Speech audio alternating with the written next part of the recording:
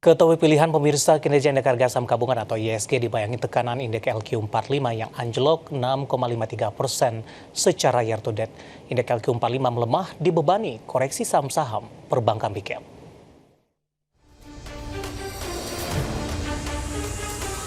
Indeks harga saham gabungan atau IHSG berbalik melemah di akhir perdagangan sesi pertama Selasa. IHSG melemah 0,27% ke level 6.909,23.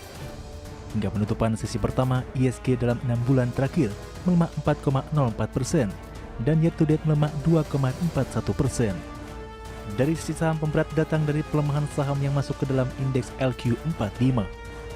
Saham perbankan Big Caps BMRI ditutup melemah 2,66% di level Rp4.750 per saham.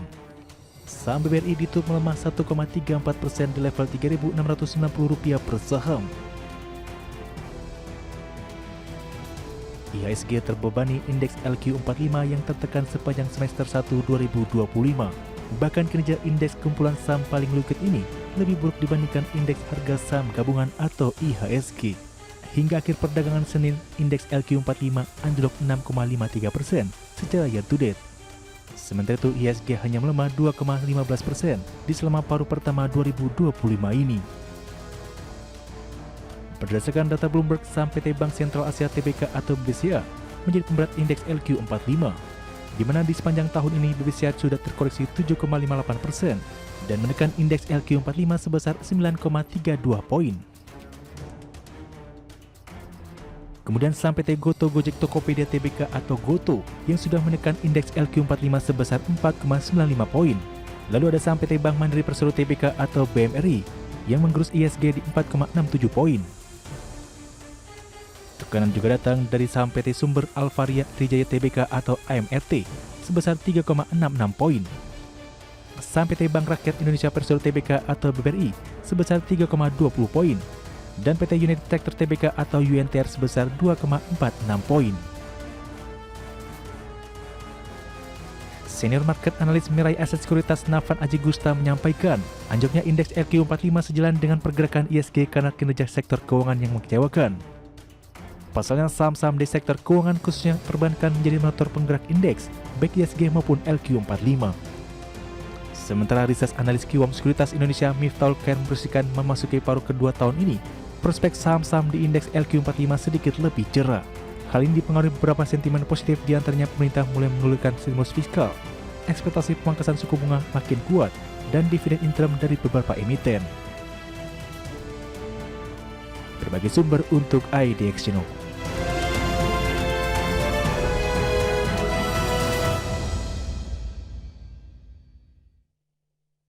Ke informasi emiten pilihan pemirsa di mana PT Petrindo Jaya Kreasi Tbk atau Cuan segera melaksanakan pemecahan nilai nominal saham atau stock split yang dijadwalkan efektif mulai 10 Juli 2025. Di mana aksi stock split telah mendapat restu dari para pemegang saham dalam RUPSLB di Senin 30 Juni 2025. Manajemen PT Petrindo Jaya Kreasi Tbk atau Cuan dalam keterangan resminya di Keterbukaan Informasi Bursa Efek Indonesia menjelaskan, para pemegang saham menyetujui stock split dengan rasio 1:10 dan mengubah anggaran dasar perusahaan, khususnya pasal 4 ayat 1. Nilai nominal saham yang semula Rp200 per saham akan menjadi Rp20 per saham. Dampaknya, jumlah saham yang ditempatkan dan disetor penuh Cuan akan berubah dari 11,241 miliar saham menjadi 112,418 miliar saham. Jika dikalkulasikan dengan harga penutupan saham Cuan di Senin di level Rp12.600 per saham, akan berubah menjadi Rp1.260 per saham. Direktur PT Petrindo Jaya Kreasi Tbk atau Cuan, Hendrawan Kartika berharap pemecahan saham ini dapat membuat basis modal lebih kuat dan terdiversifikasi. Selain itu, stock split dilakukan untuk membuat harga saham menjadi lebih terjangkau sehingga meningkatkan jumlah investor yang dapat melakukan transaksi atas saham perusahaan. Selain itu, jumlah saham perseroan juga akan bertambah yang akan mengakibatkan likuiditas perdagangan saham meningkat dan perdagangan saham perusahaan di Bursa Efek lebih aktif. Dan berikut jadwal stock split saham perseroan dalam RUPSLB 30 Juni 2025, permohonan pencatatan saham tambahan ke Bursa Efek Indonesia atas saham hasil pemecahan nilai nominal saham. Penyampaian akta keputusan RUPSLB yang telah disetujui Menkum 2 Juli 2025. Pengumuman hasil keputusan RUPSLB 2 Juli 2025. Pengumuman jadwal dan tata cara pemecahan nilai nominal saham 8 Juli 2025. Mulai perdagangan saham dengan nilai nominal Rp20 per saham di pasar tunai 9 Juli 2025. Mulai perdagangan saham dengan nilai nominal baru Rp20 per saham di pasar reguler dan pasar negosiasi 10 Juli 2025. Berbagai sumber, IDEX Channel.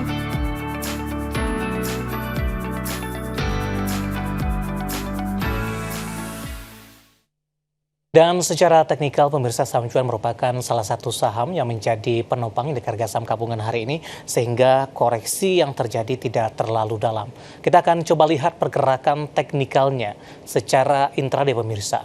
Langsung saja Anda saksikan grafis yang pertama di layar televisi Anda. Saham cuan di pembukaan pada pagi tadi dibuka di zona hijau di level Rp12.700 per saham. Fluktuasi juga terjadi pada saham cuan, di mana di tengah dominannya bertahan di zona hijau. Sebenarnya cuan juga sempat bergerak di zona merah beberapa kali di 12.525 intraday terendah hari ini, kemudian bangkit menguat ke 12.875 dan penguatan terbatas di penutupan sesi pertama hingga pembukaan sesi kedua. Dan posisi saat ini masih bergerak di level yang sama di 12.750, menguat di 1,19%. Kita beralih ke grafis selanjutnya, pergerakan saham cuan dalam 6 bulan terakhir, di mana volatilitas saham cuan cukup tinggi, naik signifikan, kemudian mengalami koreksi yang cukup dalam, sempat melemah di April, pemirsa. Ketika terjadi trading halt, cuan sempat melemah ke 4.740. Mei dan Juni, saham cuan kembali mengalami penguatan signifikan hingga hampir mendekati ke level 13 ribuan maksud kami, di mana dalam 6 bulan terakhir sempat menyentuh di 14.800. Sentimen stock split juga tampaknya memberikan sentimen positif kepada pergerakan saham cuan.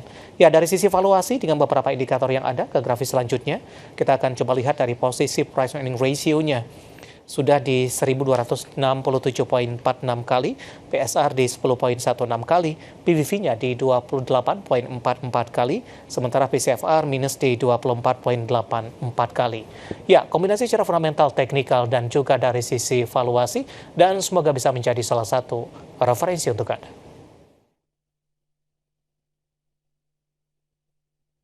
Kita akan jeda kembali dan tetap di tempat Anda. Setelah ini kita akan review jalannya perdagangan di sepanjang hari ini, di mana indeks harga saham gabungan kembali tertekan dan sempat menyentuh kembali di level 6.800-an. Kami akan segera kembali sesaat lagi.